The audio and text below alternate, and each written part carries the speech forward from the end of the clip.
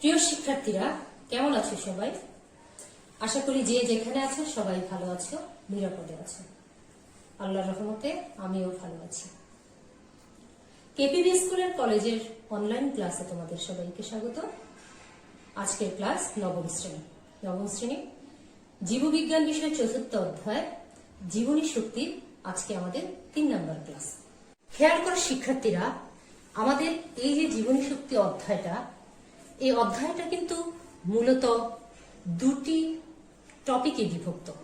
মূল দুটি টপিক, একটি হচ্ছে সালোক সংশ্লেষণ এবং আরেকটি হচ্ছে শ্বসন। এই প্রথম টপিক বা সালোক সংশ্লেষণ হচ্ছে খাদ্য প্রস্তুত প্রক্রিয়া, আর দ্বিতীয় টপিক হচ্ছে এই প্রস্তুতকৃত খাদ্য ভেঙে শক্তি উৎপাদন প্রক্রিয়া। তাহলে আমরা গত দুটো ক্লাসে এই সালোক সংশ্লেষণের মাধ্যমে কিভাবে খাদ্য প্রস্তুত হয় দুটো পর্যায়ে সেগুলো নিয়ে আলোচনা করেছি। শ্বসন কাকে বলে, শ্বসনের ধারণা, শ্বসনের প্রকারভেদের সংজ্ঞা এবং কাকে বলে নিয়ে আলোচনা করেছি। আজকে আমরা মূলত আলোচনা করব এই শ্বসন প্রক্রিয়ায় কিভাবে খাদ্য প্রস্তুত হয় সেটা নিয়ে। আজকে প্রথমেই আমরা আলোচনা করব সবাত শ্বসন বা এরোবিক রেসপিরেশন নিয়ে। এই সবাত শ্বসনে কিন্তু আমার অক্সিজেনের প্রয়োজন হয়।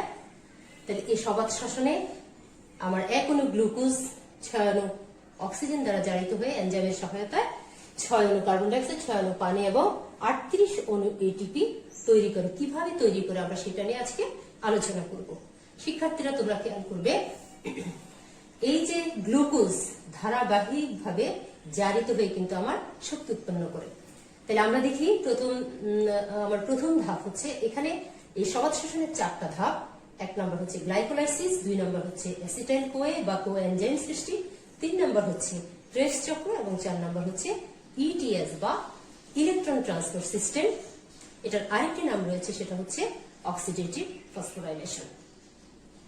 আচ্ছা, এই যে আমার গ্লাইকোলাইসিস, প্রথম ধাপটি হচ্ছে গ্লাইকোলাইসিস। তাহলে এখানে দেখো দুটি শব্দ আছে, গ্লাইকো এবং লাইসিস। গ্লাইকো হচ্ছে গ্লুকোজ আর লাইসিস হচ্ছে ভেঙে যাওয়া। তাহলে আমরা কি বলতে পারি, যে প্রক্রিয়ায় 6 কার্বন যুক্ত 1 অণু গ্লুকোজ ভেঙে 3 কার্বন বিশিষ্ট 2 অণু পাইরুভিক অ্যাসিড সৃষ্টি করে তাকে গ্লাইকোলাইসিস বলে। তাহলে এখানে আমরা দেখতেছি যে 6 কার্বন যুক্ত গ্লুকোজটা ভেঙে কি হচ্ছে, 3 কার্বন যুক্ত পাইরুভিক অ্যাসিড সৃষ্টি হচ্ছে। এখানে পাইরুভিক অ্যাসিডের সংকেত হচ্ছে C3H4O3। এটাকে যদি আমরা ভেঙে লিখি তাহলে এইভাবে লিখি। তাহলে গ্লাইকোলাইসিস প্রক্রিয়ার মূল উৎপাদিত বস্তু হচ্ছে আমার 4 অণু এটিপি এবং 2 অণু NADH2। এখানে উল্লেখ্য যে এই যে 4 অণু এটিপি তৈরি হচ্ছে, এখানে এই গ্লাইকোলাইসিস প্রক্রিয়াটা সম্পূর্ণ করার জন্য এখানে তার এই 2 অণু এটিপি বা শক্তিটা খরচ হয়ে যাচ্ছে। এজন্য আমি কি 4 অণু এটিপি থেকে মাইনাস করে দিয়েছি 2 অণু এটিপি।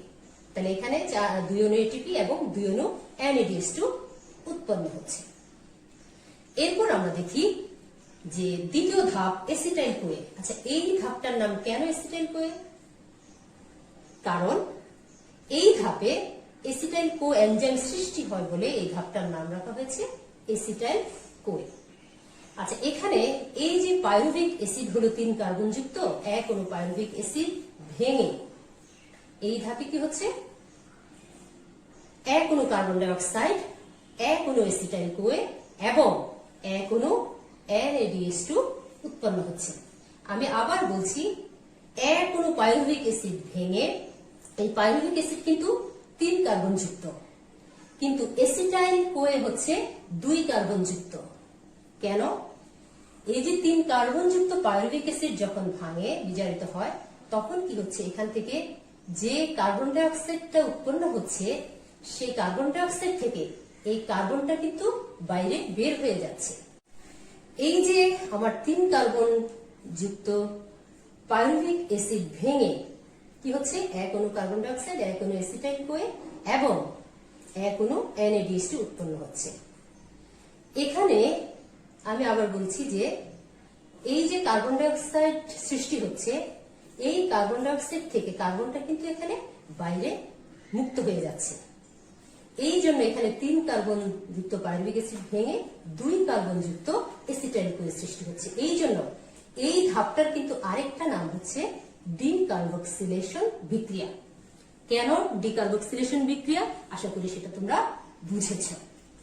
তাইলে আমার 1 অণু পাইরুভিক অ্যাসিড ভেঙে যদি 1 অণু কার্বন ডাই অক্সাইড, 1 অণু অ্যাসিটাইল কোয়ে এবং 1 অণু NaDH2 উৎপন্ন হয়, তাহলে 2 অণু পাইরুভিক অ্যাসিড ভেঙে কি তৈরি হবে, 2 অণু কার্বন ডাই অক্সাইড, 2 অণু অ্যাসিটাইল কোয়ে এবং 2 অণু NaDH2।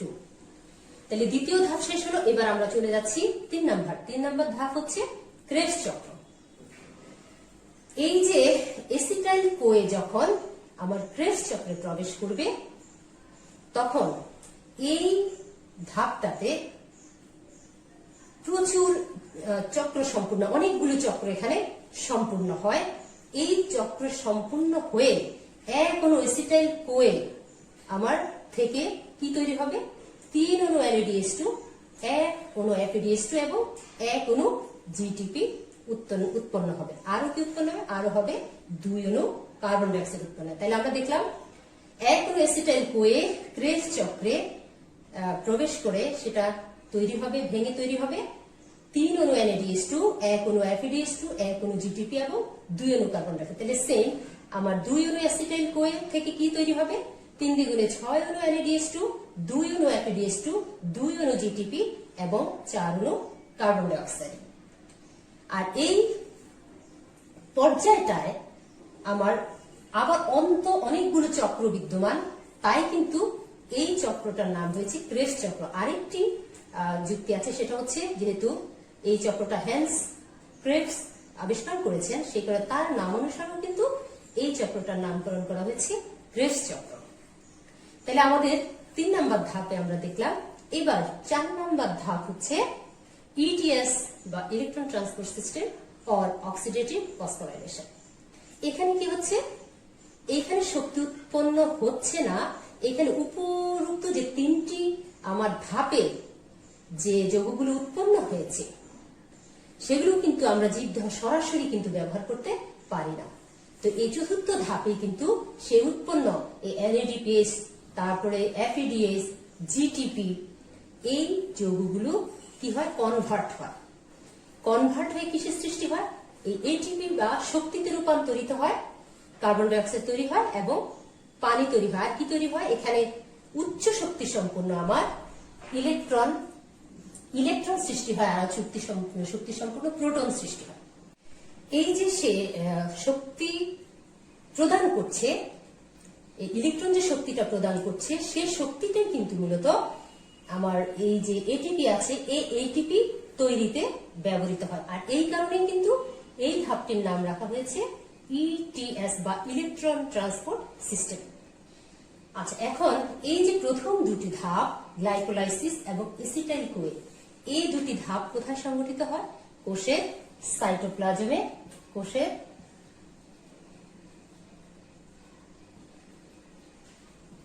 সাইটোপ্লাজমে সংঘটিত হয়। আর এই সাইটোপ্লাজমে কিন্তু এই আবার গ্লুকোজটা জারণের প্রথম পর্যায়। সাইটোপ্লাজমটা হচ্ছে প্রথম দুইটা ধাপে গ্লুকোজ জারণের প্রথম পর্যায়টা সংঘটিত হয়। আর দ্বিতীয় যে দুটো ধাপ আছে ক্রেবস চক্র এবং ETS, এই দুটো কিন্তু সংঘটিত হয় কোথায়, মাইটোকন্ড্রিয়াতে, মাইটোকন্ড্রিয়া। আচ্ছা, আর এই দুইটা ধাপে কিন্তু আমার বিপুল পরিমাণে শক্তি উৎপন্ন হয়। তাহলে এখানে একটা কিন্তু প্রশ্ন আছে শিক্ষার্থীরা, যে মাইটোকন্ড্রিয়াকে কেন পাওয়ার হাউস বলা হয়? কারণ এই যে দুইটা ধাপে বিপুল পরিমাণে শক্তি উৎপন্ন হয়, সেই শক্তিগুলোকে মাইটোকন্ড্রিয়া কি করে, প্রিজার্ভ করে বা সংরক্ষণ করে। শুধু তাই নয়, সে কিন্তু প্রয়োজন অনুসারে অন্য কোনো বিক্রিয়া বা অন্য ক্ষেত্রে অন্য জায়গায় সে কিন্তু প্রোভাইডও করে। আর এই কারণে কিন্তু এই মাইটোকন্ড্রিয়াকে কি বলা হয়? পাওয়ার হাউস বলা হয়। আচ্ছা, এখন আমরা দেখলাম যে এক অণু গ্লুকোজ জারিত হয়ে আমার কি হচ্ছে, 6 অণু কার্বন ডাই অক্সাইড, 6 অণু পানি এবং 38 এটিপি শক্তি উৎপন্ন হচ্ছে। এখন কিভাবে 38 অণু এটিপি হলো সেটা আমরা এখন আলোচনা করব। শিক্ষার্থীরা তোমরা খেয়াল করো যে এক অণু NaDH2 ইকুয়াল টু 3টা এটিপি এর সমান। তাহলে 1 NaDH2 ইকুয়াল টু 3 এটিপি, আর এক অণু FADH2 হচ্ছে 2টা এটিপি এর সমান, আর এক অণু GTP ইকুয়াল টু এক অণু এটিপি এর সমান। তাহলে আমরা এখন এবার হিসেব করব 4টা ধাপে আমার কিভাবে 38 এটিপি তৈরি হচ্ছে। তাহলে প্রথম ধাপ হচ্ছে গ্লাইকোলাইসিস। গ্লাইকোলাইসিসে আমার 2 অণু এটিপি খরচ হয়ে রইল কত? 2 অণু এটিপি। লিখলাম প্রথম ধাপে 2 অণু এটিপি, আর এই যে 2 NaDH2, তাহলে 1 NaDH2 যদি 3 এটিপি হয় তাহলে 2 NaDH2 ইকুয়াল টু কত হবে? 6 এটিপি। তাহলে 2 অণু এটিপি প্লাস 6 অণু এটিপি ইকুয়াল টু হচ্ছে 8 অণু এটিপি। তাহলে প্রথম ধাপে আমার তৈরি হচ্ছে 8 অণু এটিপি। এবার আমরা দ্বিতীয় ধাপে চলে যাচ্ছি, এসিটাইল কোয়ে। এসিটাইল কোয়ে আমার কি হচ্ছে, আমার 2 অণু কার্বন ডাই অক্সাইড, 2 অণু NaDH2 এবং 2 অণু এসিটাইল কোয়ে সৃষ্টি হচ্ছে। তাইলে 1 অণু NaDH2 যেহেতু 3 এটিপি, তাহলে 2 অণু NaDH2 ইকুয়াল টু হচ্ছে কত? 6 এটিপি। এবার যাচ্ছি আমরা তৃতীয় ধাপে বা ক্রেবস চক্রে। ক্রেবস চক্রে আমার কি সৃষ্টি হচ্ছে? 3 অণু NaDH2 যদি 1 অণু এসিটাইল কোয়ে থেকে, তাহলে 2 অণু এসিটাইল কোয়ে থেকে হচ্ছে 3 দ্বিগুণে 6 অণু NaDH2 ইকুয়াল টু কত? 3 6 18 অণু এটিপি। তাহলে 1 অণু FADH2 যদি হয় 2 এটিপি, তাহলে 2 অণু FADH2 ইকুয়াল টু হচ্ছে কত? হচ্ছে 2 দ্বিগুণে 4 এটিপি, আর 1 অণু GTP ইকুয়াল টু 1 অণু এটিপি। তাহলে এখানে তৈরি হচ্ছে 2 অণু GTP ইকুয়াল টু 2 অণু এটিপি। তাহলে কত হচ্ছে? 18 4 2 24 এটিপি। তাহলে আমার 3টি ধাপে মোট এটিপি হচ্ছে 8 6 এবং 24 এটিপি ইকুয়াল টু হচ্ছে 38 এটিপি। আচ্ছা, এই যে শিক্ষার্থীরা আমরা বলছি যে সবাত শোষণে কিন্তু আমার অক্সিজেনের প্রয়োজন পড়ে, কিন্তু এই যে গ্লাইকোলাইসিস ধাপটা, শুধু এই ধাপে কিন্তু আমার অক্সিজেনের প্রয়োজন পড়ে না। কেন? কারণ সবাত শোষণ এবং অবাত শোষণের যে গ্লাইকোলাইসিস ধাপ আছে সে দুটো কিন্তু একই রকম, এবং সেখানে কিন্তু অক্সিজেনের প্রয়োজন। এই কারণে আমার এই ধাপটাতে মূলত অক্সিজেনের প্রয়োজন পড়ে না। আচ্ছা শিক্ষার্থীরা, তোমরা তাহলে নিশ্চয়ই বুঝছো যে আমার সবাত শোষণে 1 অণু গ্লুকোজ জারিত হয়ে কিভাবে 38 অণু এটিপি বা শক্তি তৈরি করে। আশা করি সবাই বুঝেছ। প্রিয় শিক্ষার্থীরা, এখানে উল্লেখ্য বিষয় হচ্ছে দ্বিতীয় যে ধাপটি আছে সেখানে হচ্ছে অ্যাসিটাইল কোএনজাইম সৃষ্টি। সেই ধাপে আমরা কি দেখছি যে 2 অণু পাইরুভিক অ্যাসিড ভেঙে আমার 2 অণু কার্বন ডাই অক্সাইড, 2 অণু অ্যাসিটাইল কোএনজাইম এবং 2 অণু NaDH2 উৎপন্ন হচ্ছে। কিন্তু তোমাদের বইতে নবম দশম শ্রেণীর যে বায়োলজি বই, সেখানে সবাত শ্বসনের প্রক্রিয়ার যে চিত্র রয়েছে সেখানে দেওয়া আছে 2+2, এখানে 4 অণু, এখানে এই যে 2+2 4 অণু NaDH2 দেওয়া আছে, কিন্তু এটা চিত্রতে ভুল। কিন্তু লেখার যে বর্ণনা এবং উৎপাদিত বস্তু এগুলো সব কথা ঠিক আছে বইতে, কিন্তু যে চিত্রটি আছে সেই চিত্রে ভুল দেওয়া আছে। এখানে যদি 4 অণু NaDH2 হয় তাহলে কিন্তু আমার 38 এটিপি না হয়ে 44 এটিপি হয়ে যায়। তাহলে তোমরা এই জিনিসটি পড়ার সময় খেয়াল করে পড়বে। আমরা এবার অবাত শ্বসন বা অ্যানএরোবিক রেসপিরেশন নিয়ে আলোচনা করব। আমরা দেখি এখানে 1 অণু গ্লুকোজ এনজাইমের সহায়তায় ভেঙে ethyl alcohol, carbon die oxide এবং অল্প পরিমাণে শক্তি উৎপন্ন করে। এখানে কিন্তু অক্সিজেনের প্রয়োজন পড়ে না, অক্সিজেনের অভাবে কিন্তু এই শ্বসনটা ঘটে থাকে। তাহলে এই অবাত শ্বসন প্রক্রিয়াটি সম্পূর্ণ হওয়ার জন্য 2টি ধাপ রয়েছে। একটা হচ্ছে গ্লুকোজের অসম্পূর্ণ জারণ, আর একটা হচ্ছে পাইরুভিক অ্যাসিডের বেজারণ। তাহলে গ্লুকোজের অসম্পূর্ণ জারণ দেখি সেখানে এটা কিন্তু সবাত শোষণের গ্লাইকোলাইসিস ধাপেরই কিন্তু অনুরূপ একটি ধাপ। এখানে আমরা দেখি যে 6 কার্বন যুক্ত 1 অণু গ্লুকোজ ভেঙে 3 কার্বন বিশিষ্ট 2 অণু পাইরুভিক অ্যাসিড উৎপন্ন হচ্ছে। আর কি উৎপন্ন হচ্ছে এখানে? 4 অণু এটিপি এবং 2 অণু NADH2 উৎপন্ন হচ্ছে। এখানে উল্লেখ্য যে আগে বলেছি যে 4 অণু এটিপি থেকে 2 অণু এটিপি খরচ হয়ে যাচ্ছে। এখন এই গ্লাইকোলাইসিস আর এই গ্লুকোজের অসম্পূর্ণ জারণের ধাপটির মধ্যে মূল যে পার্থক্যটা রয়েছে সেটা হচ্ছে এখানে যে পাইরুভিক অ্যাসিডটা উৎপন্ন হচ্ছে বা গ্লাইকোলাইসিস ধাপে যে পাইরুভিক অ্যাসিডটা উৎপন্ন হচ্ছে সেই পাইরুভিক অ্যাসিডটা পরবর্তী ধাপে বিজারিত হয়ে যায় বলে এখানে গ্লুকোজের সম্পূর্ণ জারণ না ঘটে গ্লুকোজের অসম্পূর্ণ জারণ ঘটছে। আবার বলছি, আমার গ্লাইকোলাইসিস ধাপে যে পাইরুভিক অ্যাসিড উৎপন্ন হচ্ছে সে পাইরুভিক অ্যাসিডটা পরবর্তী ধাপে গিয়ে বিজারিত হয়ে যায়। আর বিজারিত হয়ে যায় বলেই কিন্তু আমার গ্লুকোজের সম্পূর্ণ জারণটা এখানে ঘটছে না, ফলে গ্লুকোজের অসম্পূর্ণ জারণ ঘটছে। আর এই কারণে এই ধাপটার নাম রাখা হয়েছে গ্লুকোজের অসম্পূর্ণ জারণ। তাহলে দ্বিতীয় ধাপটা হচ্ছে পাইরুভিক অ্যাসিডের বিজারণ। এই যে অবাত শোষণের দুইটা ধাপ, সবাত শোষণের মধ্যে এই দুটো ধাপ কিন্তু আমার সাইটোপ্লাজমে সংঘটিত হচ্ছে। আর আমরা জানি সাইটোপ্লাজমে যে বিভিন্ন বিক্রিয়াগুলো সংঘটিত হয় সেই বিক্রিয়ার জন্য এখানে বিভিন্ন এনজাইম সহায়তা করে। তাহলে এখানে এই যে উৎপন্ন পাইরুভিক অ্যাসিড এই এনজাইমের সহায়তায় ভেঙে কি করে এখানে কার্বন ডাই অক্সাইড এবং ইথাইল অ্যালকোহল তৈরি করে। আর এই যে গ্লাইকোলাইসিস ধাপে যে আমার এই NADH2 উৎপন্ন হয়েছে, এই NADH2টা কি হচ্ছে? জারিত হয়ে যায়।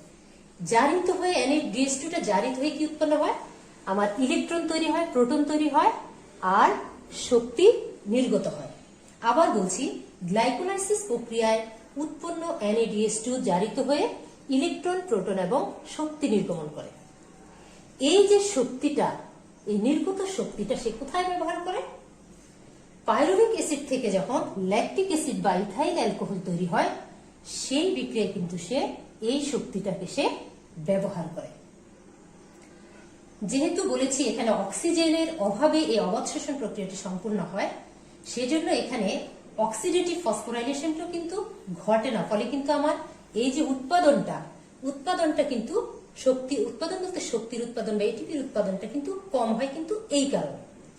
তাহলে আমরা দেখছি যে মূল যে অবাত শোষণ প্রক্রিয়ায় আমার কি হচ্ছে? এই 1 অণু গ্লুকোজ ভেঙে মাত্র 2 অণু এটিপি বা রাসায়নিক শক্তি উৎপন্ন হচ্ছে। তাহলে আশা করি শিক্ষার্থীরা তোমরা সবাত শোষণ এবং অবাত শোষণ প্রক্রিয়ায় যে শক্তি উৎপন্ন হয়, কিভাবে শক্তি উৎপন্ন হচ্ছে 38 এটিপি এবং 2 অণু এটিপি তৈরি হচ্ছে তা বুঝতে পেরেছ। প্রিয় শিক্ষার্থীরা, এবার আমরা আলোচনা করব শ্বসন প্রক্রিয়ার প্রভাবক সমূহ নিয়ে। সালোক সংশ্লেষণ প্রক্রিয়ার মতো আমার শ্বসন প্রক্রিয়ায় অনেকগুলো প্রভাবক কাজ করে বা শ্বসন প্রক্রিয়াটাকে প্রভাবিত করে। এই শ্বসন প্রক্রিয়ার প্রভাবকগুলো দুই ধরনের, একটা বাহ্যিক আর একটা হচ্ছে অভ্যন্তরীণ। বাহ্যিক প্রভাবকগুলো হলো তাপমাত্রা, অক্সিজেন, পানি, কার্বন ডাই অক্সাইড এবং আলো। তাহলে আমরা দেখি কিভাবে এই বাহ্যিক প্রভাবকগুলো শ্বসন প্রক্রিয়ার হারকে প্রভাবিত করে। আমরা পূর্বের ক্লাসে জেনেছি যে সালোক সংশ্লেষণের জন্য একটা অপটিমাম তাপমাত্রা ছিল, সেটা হচ্ছে 22 ডিগ্রি থেকে 35 ডিগ্রি সেলসিয়াস। আমার এই শ্বসনের জন্য কিন্তু একটা অপটিমাম তাপমাত্রা রয়েছে, সেটা হচ্ছে 20 ডিগ্রি সেলসিয়াস থেকে 45 ডিগ্রি সেলসিয়াস। এই 20 ডিগ্রি কম এবং 45 ডিগ্রি সেলসিয়াসের যদি বেশি তাপমাত্রা হয়ে যায় তাহলে কিন্তু আমার সালোক সংশ্লেষণের হারটা কমে যাবে। তারপর অক্সিজেন। সবাত শ্বসনে পাইরুভিক অ্যাসিড জারিত হয়ে কি উৎপন্ন হয়? কার্বন ডাই অক্সাইড এবং পানি উৎপন্ন হয়। তাহলে আমরা দেখছি যে সবাত শ্বসন এই অক্সিজেনের অনুপস্থিতিতে ঘটা সম্ভব নয়। পানি। শ্বসন প্রক্রিয়ায় বা বিক্রিয়ায় পরিমিত পানির সরবরাহটা কিন্তু শ্বসন প্রক্রিয়াটাকেও কিন্তু স্বাভাবিক রাখে। যদি এই পানির পরিমাণ যদি অত্যধিক কমে যায় তাহলে কিন্তু আমার শ্বসন প্রক্রিয়ার হারটাও কিন্তু কমে যাবে। কার্বন ডাইঅক্সাইড, এই কার্বন ডাইঅক্সাইডের ঘনত্বটা যদি অত্যধিক বেড়ে যায় তাহলে কি হবে, আমার এই শ্বসন প্রক্রিয়ার হারটা কিন্তু কমে যাবে। আর আলো কিভাবে প্রভাবিত করে, আমরা জানি দিনের বেলা সূর্যের আলোর উপস্থিতিতে পাতার পত্ররন্ধ্রটা খুলে যায়, ফলে কি হয়, আমার এই অক্সিজেন গ্রহণ এবং কার্বন ডাইঅক্সাইড নির্গমন সহজ হয়, ফলে কিন্তু আমার এই শ্বসন প্রক্রিয়াটাও কিন্তু হারটা স্বাভাবিক থাকে। তা এবার আমরা দেখলাম যে শ্বসন প্রক্রিয়ার বাহ্যিক প্রভাবগুলি কিভাবে প্রভাবিত, এবার আমরা দেখব যে অভ্যন্তরীণ প্রভাবগুলো কিভাবে শ্বসন প্রক্রিয়ার হারটাকে প্রভাবিত করে। হচ্ছে খাদ্যদ্রব্য। এই শ্বসন প্রক্রিয়া খাদ্যদ্রব্যগুলো কি? খাদ্যদ্রব্য বলতে এখানে শ্বসনিক বস্তুকে বোঝানো হয়েছে। আর শ্বসনিক বস্তুগুলি কি প্রধানত হচ্ছে কার্বোহাইড্রেট, দ্যাট মিনস গ্লুকোজ, তারপরে হচ্ছে প্রোটিন, ফ্যাট এবং বিভিন্ন অজৈব অ্যাসিড। এই খাদ্যদ্রব্য বা শ্বসনিক বস্তুগুলো কি হয়, জারিত হয়ে আমার তোমার শক্তি, কার্বন ডাইঅক্সাইড এবং পানি নির্গত হয়। তাহলে আমরা দেখতে পাচ্ছি যে কোষে এই খাদ্যদ্রব্যের পরিমাণ এবং ধরন দুটো কিন্তু আমার শ্বসন প্রক্রিয়ার হারটাকে প্রভাবিত করে। উৎসেচক, আমরা জানি এই শ্বসন প্রক্রিয়ায় বিভিন্ন ধরনের উৎসেচক বা এনজাইম সক্রিয়ভাবে কাজ করে। যদি এই উৎসেচক বা এনজাইমের ঘাটতি দেখা যায় তাহলে কিন্তু আমার শ্বসন প্রক্রিয়ার হারটাও কিন্তু কমে যায়। কোষের বয়স, সাধারণত অল্প বয়স্ক কোষে যেখানে বিশেষ করে ভাজক কোষে যেখানে প্রোটোপ্লাজম বেশি থাকে, কি থাকে, সেই প্রোটোপ্লাজম যেখানে বেশি থাকে অল্প বয়স্ক কোষে আমার বেশি বয়স্ক কোষের তুলনায় কিন্তু শ্বসনের হারটা বেশি হয়। অজৈব লবণ, কিছু কিছু লবণ আছে যেগুলো শ্বসন প্রক্রিয়াকে বিভিন্নভাবে বিনষ্ট করা, কিছু কিছু অজৈব লবণ রয়েছে যেগুলো সালোক সংশ্লেষণ প্রক্রিয়াকে ব্যাহত করে। তাহলে যদিও ব্যাহত করে কিছু কিছু লবণ, তথাপি আবার কিছু লবণ রয়েছে যেগুলো সালোক সংশ্লেষণ প্রক্রিয়া কার্যক্রমকে স্বাভাবিকভাবে পরিচালনার জন্য প্রয়োজন পড়ে। তারপরে রয়েছে কি, কোষ মধ্যস্থ পানি। এই কোষ মধ্যস্থ পানিটা আমার দুইটা কাজের জন্য ব্যবহৃত হয়। একটা হচ্ছে শ্বসনিক বস্তুকে দ্রবীভূত করতে এবং দুই নাম্বার হচ্ছে এনজাইমের কার্যকারিতাটাকে প্রকাশ করার জন্য। তাহলে এই কোষ মধ্যস্থ যে পানি সেটাও কিন্তু আমার শ্বসন প্রক্রিয়াকে প্রভাবিত করে। তাহলে শিক্ষার্থীরা, আমরা জানলাম যে শ্বসন প্রক্রিয়া বাহ্যিক এবং অভ্যন্তরীণ প্রভাবগুলো কিভাবে প্রভাবিত করে। আমাদের আজকের শেষ টপিক শ্বসনের গুরুত্ব। সালোক সংশ্লেষণের মতো শ্বসনও কিন্তু জীবজগতের জন্য একটি গুরুত্বপূর্ণ প্রক্রিয়া। কেন, আমরা দেখি। প্রথমে হচ্ছে জৈব রাসায়নিক বিক্রিয়া। শিক্ষার্থীরা, আমরা জানি যে আমাদের দেহে বা জীব দেহে প্রতিনিয়ত কিন্তু বিভিন্ন জৈব রাসায়নিক বিক্রিয়া সংগঠিত হয়। আর এই যে জৈব রাসায়নিক বিক্রিয়াগুলো সংগঠিত হওয়ার জন্য যে শক্তির প্রয়োজন, সেই শক্তি আমার শ্বসন প্রক্রিয়া উৎপন্ন যে শক্তি, সেই শক্তিটা কিন্তু এখানে ব্যবহৃত হয়। 2 নাম্বার, আমরা যদি একটু পয়েন্ট আকারে এটাকে আলোচনা করি তাহলে মনে রাখতে সুবিধা হবে। 2 নাম্বারে কি, জীবের যে প্রধান খাদ্য কি, শর্করা। তাহলে এই জীবের প্রধান খাদ্য শর্করা উৎপাদনে কি ব্যবহৃত হয়, সালোক সংশ্লেষণ প্রক্রিয়া শর্করা উৎপাদিত হয়। আর এই শর্করা উৎপাদনে কি আমার কার্বন ডাইঅক্সাইড ব্যবহার হয়। কার্বন ডাইঅক্সাইডটা কোথা থেকে আসে, শ্বসন প্রক্রিয়ায় আমার যে কার্বন ডাইঅক্সাইড নির্গত হয় সেই কার্বন ডাইঅক্সাইড দিয়ে কিন্তু আমার সালোক সংশ্লেষণ প্রক্রিয়া জীবের প্রধান খাদ্য শর্করা উৎপাদিত হয়। তাহলে এখানেও কিন্তু আমার শ্বসনের প্রয়োজন পড়ে। এরপর হচ্ছে দেখো, বিভিন্ন খনিজ লবণ পরিশোষণ। আমরা জানি উদ্ভিদ কি করে, মূলের মাধ্যমে মাটির থেকে পানি এবং খনিজ লবণ শোষণ করে। এই যে শোষণ বা পরিশোষণ, সেটা কিন্তু আমার এই শ্বসন প্রক্রিয়ার মাধ্যমে হয়ে থাকে এবং যা পরবর্তীতে উদ্ভিদ কি করে, উদ্ভিদের বৃদ্ধি এবং বিভিন্ন জৈবিক কাজে এই খনিজ লবণগুলো ব্যবহার করে। তাহলে এখানেও কিন্তু আমার শ্বসন প্রয়োজন। তারপর হচ্ছে কোষ বিভাজনের শক্তি ও প্রয়োজনীয় আনুষঙ্গিক পদার্থ। আমরা জানি জীবদেহ কি কোষ দিয়ে গঠিত এবং কোষগুলো প্রতিনিয়ত বিভাজিত হচ্ছে এবং এই কোষ বিভাজনে কিসের প্রয়োজন, শক্তির প্রয়োজন এবং এখানে আরো কিছু আনুষঙ্গিক পদার্থের প্রয়োজন। এই শক্তি এবং প্রয়োজনীয় আনুষঙ্গিক পদার্থ কিন্তু শ্বসনের মাধ্যমে তৈরি হয়। এই শ্বসন প্রক্রিয়ায় উপক্ষার ও জৈব অ্যাসিড সৃষ্টিতে সহায়তা করে শ্বসন প্রক্রিয়াটা, যা জীবের জৈবিক কাজে সহায়তা করে।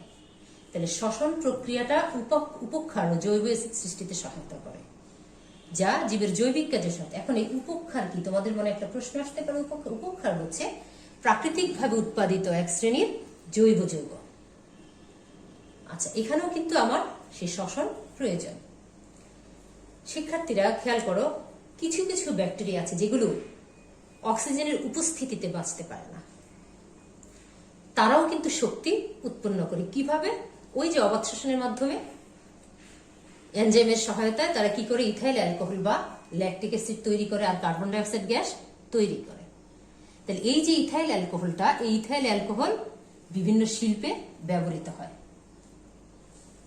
আর এই যে ল্যাকটিক অ্যাসিড তৈরি হয়, সেই ল্যাকটিক অ্যাসিডটা ফার্মেন্টেশনের মাধ্যমে আমরা যে দই পনির প্রস্তুত করি, সেখানে কিন্তু এই যে ফার্মেন্টেশনটা হয় সেটা কিন্তু এই শ্বসন প্রক্রিয়ার মাধ্যমে হয়ে থাকে। তাহলে আমরা এখানেও দেখছি যে দই পনির প্রস্তুতিতেও কিন্তু আমার এই ল্যাকটিক অ্যাসিড ফার্মেন্টেশনের জন্য আমার শ্বসন প্রক্রিয়া প্রয়োজন। রুটি তৈরিতে শ্বসন প্রক্রিয়া ব্যবহৃত হয়। কিভাবে? শিক্ষার্থীরা খেয়াল করো, আমরা রুটি তৈরিতে কিন্তু ইস্ট ব্যবহার করি। আর এই ইস্টটা কি করে, ইস্টের মধ্যে অবাত শোষণ হয়। অবাত শোষণের ফলে কি হয়, আমার অ্যালকোহল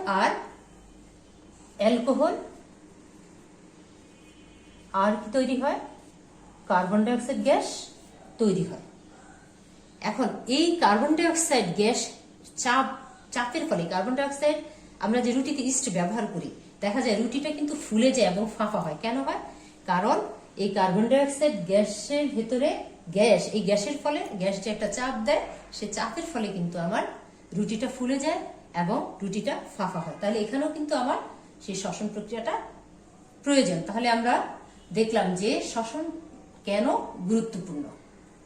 তাহলে শিক্ষার্থীরা, আমরা আমাদের শেষ ক্লাসে আমরা যা যা শিখলাম তা আবার একটু যদি আমরা রিপিট করি, সেগুলো হচ্ছে সবাত শোষণ এবং অবাত শোষণ প্রক্রিয়ায় কিভাবে শক্তি উৎপন্ন হয়, কার্বন ডাই অক্সাইড এবং পানি উৎপন্ন হয়, সেটা নিয়ে আলোচনা করেছি।